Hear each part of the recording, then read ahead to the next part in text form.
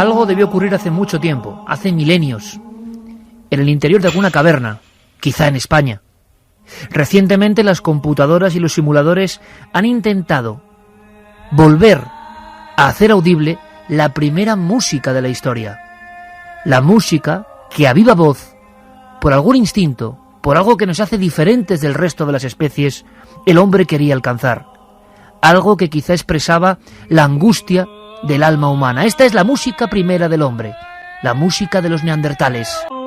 Después de años de estudio, se ha intentado, viendo incluso los sistemas de foniatría, reproducir estos lamentos, estos cánticos, seguramente de origen ritual. Pasó mucho tiempo y los instrumentos se convirtieron en mucho más sofisticados, para expresar en el fondo lo mismo, algo que nos convulsionaba. ¿Quién no ha sentido que el entorno varía cuando escucha cierta música? Esta noche es un experimento muy especial. Puede que muchos amigos piensen, bueno, qué elitista, qué alejado. No. Vamos a aprender algo más de la música quizá más sublime que ha existido y que existe. Los expertos llaman a la música clásica de esa forma porque se enmarca en un periodo entre 1750 y 1820. Y, de verdad, os vais a sorprender de la cantidad de compositores, de la cantidad de sinfonías, de la cantidad de historias novelescas que se esconden en este universo todavía cerrado, todavía quizá no para el gran público. Pero si ahora nuestro compañero Jerey Martínez nos lleva con la música a un viejo castillo, a un piano, a unos acordes inolvidables, ¿qué sentís ahora mismo? Es muy difícil sustraerse a notas creadas hace siglos por el maestro Johann Sebastian Bach. ¿Por qué hilamos esta música ahora mismo a una escena decadente de soledad y misterio? Detrás de estos sonidos hay muchas historias humanas y quizás sobrenaturales. Y sé una cosa que habitualmente no se cuentan. Nuestra misión, penetrar en esta historia. Cuentan que, bebiendo de la música de Grecia y Roma, hacia el siglo XV, experimentando en la polifonía y en la armonía, en todos los continentes, empieza a haber una necesidad que es la misma del hombre prehistórico. Cantar su angustia, cantar su emoción, cantar su amor por la vida y su extrañeza ante la muerte. Pero la historia de esta noche tiene que ver sobre todo con el sentido humano y genial de muchos compositores. Hemos comprendido que hay vidas atormentadas, historias que tienen que ver con miedos personales y seres geniales que son maravillosos. A algunos, como a Beethoven, recientemente, el cine los dibujó así. Lo que pretendo es abrir la música a lo feo, a lo visceral. Solo se llega a lo divino desde las tripas del hombre. Aquí es donde vive Dios, no en la cabeza, ni siquiera en el alma. En las tripas, porque es aquí donde la gente le siente. Los intestinos se enroscan y encaraman hacia el cielo. Las entrañas están más cerca de la luz que el cerebro. No puedes tener la cabeza en las nubes si no hay mierda en tus botas. Tarán, tarán, tarán, tarán. Venga, cante conmigo. ¿Qué? Tarán, tarán, tarán, tarán. Venga.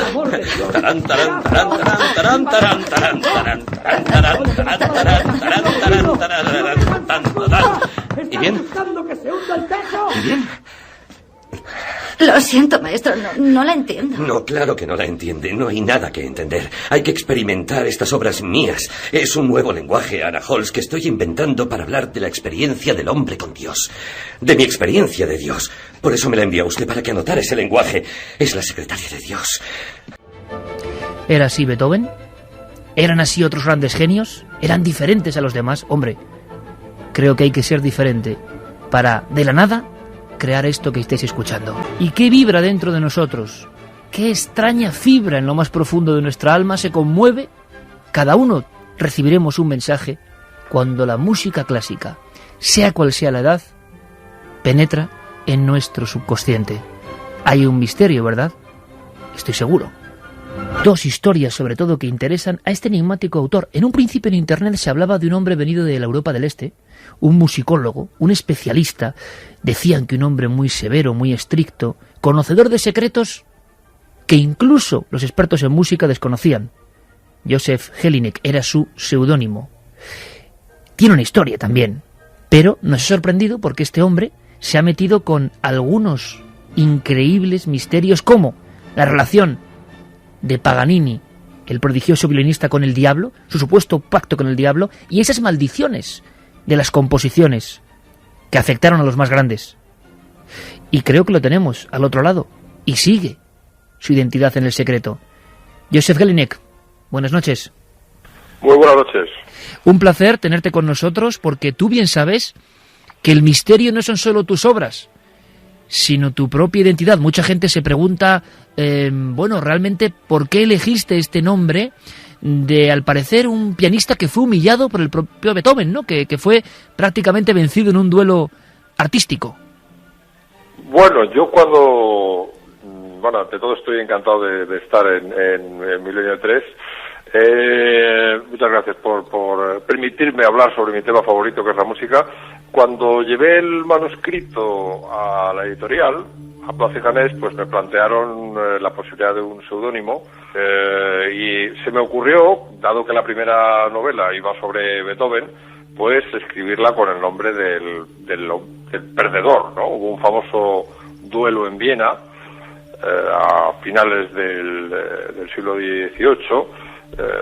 Beethoven llega desde Bonn a Viena para intentar comerse el mundo. Él era un excelente pianista, un gran improvisador, pero claro, los vieneses no estaban muy de acuerdo en que un provinciano, un paleto, si me permite, sí, que venido del otro lado del Rin, pues viniera, se plantara de repente en Viena a eclipsarles. El rey del mambo, por entonces, ¿no?, el pianista de moda en Viena, dice, pues sí, ya he oído que se las va dando de gran pianista, pero esta noche en casa del conde no sé cuántos le vamos a dar lo que se merece, ¿no? Y al día siguiente pues tenemos las cartas de comentando la velada, y dice, bueno, ¿qué tal con ese pianista nuevo? Le preguntan a Gellin, ¿no? Y dice, calla, no me hables, que menuda paliza me dio, me volvió loco, vamos, era 10 veces mejor que yo. Y dice, bueno, ¿y cómo se llama este nuevo músico? Y dice, pues no me acuerdo ya, dice, es un tipo pequeño, picado de viruela, renegrido, así con pinta de español, Beethoven, sí, Ludwig van Beethoven. Elegiste un tema que realmente, entre vosotros los que sabéis de esto, es, digo, un clásico, ¿no? ¿Por qué muchos no llegan a ese número redondo, al 10? Es cierto que muchos grandes compositores importantísimos incluso lo intentaron, pero se truncó su carrera justo en ese instante. Bueno, vamos a ver, la maldición de la 10ª sinfonía, que así la conocen los músicos de clásica, no se origina en realidad en Beethoven, se origina en Mahler, que era muy supersticioso y que se da cuenta de que el gran sinfonista Beethoven pues no había conseguido completar la 10ª, porque parece ser que intentarlo sí que lo intentó, y él trata de burlarlo, dice, claro, debe haber algo misterioso que le impidió a Beethoven ir más allá, porque se quedó a medias, ¿no? Y entonces la manera en que Mahler, supersticioso como era, trata de burlar la maldición, que además le sobrevino un castigo terrible, del que ahora hablaremos, por intentar burlarse del destino. La manera en que intenta sortear, digamos, la maldición es que termina la 8ª sinfonía y se pone a componer una obra que se llama La canción de la tierra, a la que él no llama sinfonía, pero que en realidad es una sinfonía. No podía engañar a nadie por estructura, por movimientos, pero él no la llama sinfonía. Entonces dice, esto no cuenta. Y se pone a componer la siguiente, que en realidad es la 10ª sinfonía, y el destino le castiga y él muere antes de poder completar la 10ª sinfonía. Y luego le ocurrió una cosa terrible con una de las hijas que tuvo con Alma Mahler. Algunos dicen que fue por intentar burlar el destino, ¿no? Una niña que murió atragantada con 2 o 3 años, una muerte terrible, y que, bueno, Mahler desde luego tuvo una de las vidas más espantosas que un melómano puede imaginar, ¿no? Murieron no sé cuántos hermanos suyos, luego el accidente ese terrible con la hija, él murió antes de poder completar su obra. No le arriendo la ganancia a nadie. Józef, ¿es normal que los compositores viviesen todavía en ese mundo precisamente de creencias, de pequeños guiños que a veces cuando son burlados, pues bueno, viene un poco la maldición, ¿no? Era algo creído por muchos de ellos, e imagino también propio de un mundo de tremendas rivalidades, que igual ahora no nos imaginamos, ¿no? Bueno, absolutamente. por ejemplo, es que tú ten en cuenta, Iker, que la maldición de la 10ª sinfonía no se produce solo con Mahler. Es decir, Bruckner no acaba su 10ª, Schnittke, Vaughan Williams, y luego hay, por ejemplo, casos de compositores, por ejemplo, Glazunov, un ruso, que empezó a completar el primer movimiento de su 9ª sinfonía, luego no volvió a ocuparse de ella, con lo que evitó la maldición y consiguió vivir 26 años más. Y entonces, claro, la gente empezó a decir, pues, como con las megas, ¿no? A ver las Eilers, yo no sé de qué dependerá esto, pero desde luego está ocurriendo.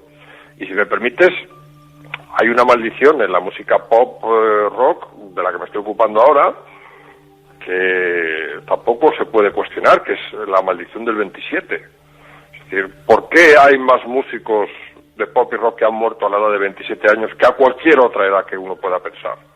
Y además músicos muy famosos, ¿no? Hay 5 muy famosos que son Brian Jones, el guitarrista de los Rolling Stones, Jimi Hendrix, Janis Joplin, Jim Morrison y Kurt Cobain, el cantante de Nirvana. Pero luego tú te pones a investigar en la maldición del 27 y hay como 40 músicos de talla que han muerto a esa edad misteriosamente. ¿Por qué ocurre esto? Pues no lo sabemos, pero desde luego está ocurriendo. Joseph, tú inicias tu novela trufada de información real y de investigación musicológica, ¿no?, de muchos años, bueno, pues con una especie de evento donde da impresión de que el gran Beethoven sí que pudo hacer, ¿no?, la 10ª sinfonía. Ese es un poco el punto de partida. Claro, el punto de partida es que la sinfonía está completada, pero está escondida. Está oculta en algún sitio en Viena, y es un punto de partida, digamos, es una conjetura asumible por parte del lector, porque ten en cuenta que constantemente están apareciendo manuscritos. Hace poco apareció un manuscrito de Bach, en Japón me parece que lo descubrieron. Se descubrió también la versión para piano a 4 manos de la Gran Fuga de Beethoven. Constantemente, claro, con la cantidad de guerras y conflictos que ha habido en Europa y en el mundo a lo largo de la historia y en los últimos 2 siglos, pues es comprensible que los manuscritos musicales se puedan perder, Y entonces el punto de partida, efectivamente, la 10ª sinfonía, es que la 10ª, Beethoven consigue completarla, pero no aparece, está oculta en algún sitio en Viena, y bueno, pues toda la investigación, la trama de la novela está relacionada con el lugar y el modo en que ese manuscrito pues ha permanecido oculto. Esa portada de la que hablábamos, El violín del diablo, tremenda, hace alusión a una famosísima leyenda, urbana o no. Joseph, sácanos de dudas, sobre Paganini. Hablaban algunos de una incluso anatomía muy especial, unas posibilidades de llegar a casi contorsiones para crear música imposible para otros. Yo no sé qué hay de cierto en esta historia de Paganini, pero me he enterado gracias a ti que incluso la Iglesia puso todas las trabas del mundo para que no fuese enterrado en sagrado por esa fama que tenía. Sí, Paganini tenía un conflicto con su imagen asociada al diablo, porque por un lado le venía bien, digamos, como truco de marketing, el violinista del diablo va a actuar, el violinista del diablo. Ganaba muchísimo dinero a lo largo de su vida en giras que le llevaron por toda Europa. Pero claro, cuando la leyenda, digamos, el mito de su asociación con el diablo, es un mito creado por por 2 cosas fundamentalmente. Primero, por su apariencia física, que era espeluznante. Él empezó a tomar todo tipo de medicamentos para curarse las distintas enfermedades que tenía. Tomó mercurio, tomó cosas horribles, y esos productos que iba tomando le iban transformando el físico. Y por otro lado, su propio carácter, que era muy morboso, ¿no? En la novela se cuenta cómo lleva a su hijo pequeño Aquiles, en plena epidemia de peste en París, a ver las disecciones de los cadáveres en los hospitales. En fin, era un tipo con un carácter muy particular. ¿Cómo era físicamente, Joseph? Que toda la audiencia estará esperando el retrato robot, ¿no?, de Paganini. ¿Cómo era?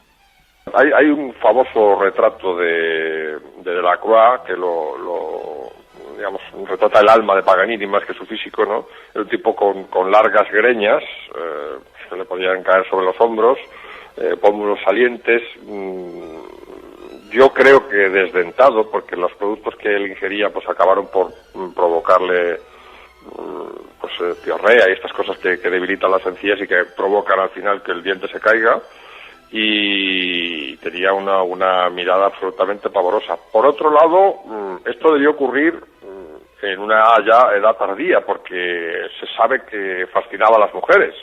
Era un tipo desdentado y absolutamente contrahecho, pues no va a fascinar a las mujeres. Era un tipo que se fue deteriorando, digamos, a lo largo de los años. Debió ser un tipo inquietante, pero fascinante al mismo tiempo, según testimonios de la época. Tú inicias tu trabajo, tu novela de investigación, si se me permite, con una frase tremenda, ¿no? Dice: a pesar del aspecto, cuando las mujeres me oyen tocar, se arrastran a mis pies. Sí, que tiene que ver un poco con el poder de la música, ¿no? Hay gente que aparentemente te puede repeler con el físico, o bueno, no repeler, pero no te puede no atraer, pero luego tiene tal fascinación en la puesta en escena de lo que hace, ¿no? Que pues es un poco lo que pasaba con Paganini. Él se ponía a tocar y la gente no sabía. Él también se cuidaba de ocultar las digitaciones, ¿no? Tocaba a veces escondiendo la mano o volviéndose, girando el cuerpo para que no le copiasen las digitaciones. Él, por ejemplo, cuando los conciertos tardaba en publicarlos para que no se los pudieran copiar. Era un poco mago también, Paganini, ¿no? En el sentido de que lo que podía hacer lo hacía gracias a trucos técnicos que había descubierto y que no quería compartir con los demás músicos. ¿Es cierto que el Capricho 24 es la obra más difícil para violín? No te oculto que Paganini